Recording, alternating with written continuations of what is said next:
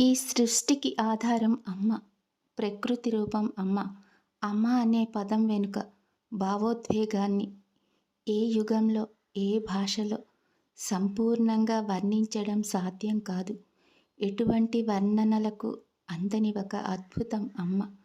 బ్రహ్మదేవుడు సృష్టిని చేస్తే ఆ సృష్టిని ప్రేమతో పెంచి పోషించే శక్తి అమ్మ.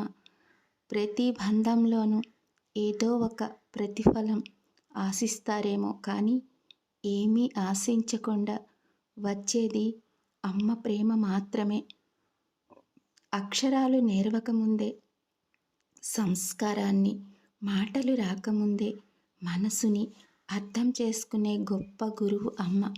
మనం చెప్పకపోయినా మన కళ్ళల్లో బాధను, మనసులో ఆకలిని గుర్తించగలిగే ఏకైక వ్యక్తి అమ్మ మాత్రమే. అమ్మ అంటే కేవలం ఒక వ్యక్తి కాదు, సొసైటీలో గౌరవంగా మనం జీవించడానికి తన సర్వస్వాన్ని అర్పించే త్యాగమూర్తి అమ్మ. జీవితంలో అలుపెరగని ఒక ప్రయాణం అమ్మ. తాను మరణించిన మరువలేని ఒక ప్రేమ పెన్నిది మనకు దైవ సన్నిధి అమ్మ.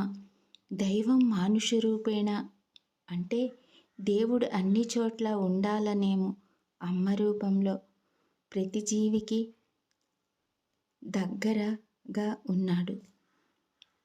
అందరికీ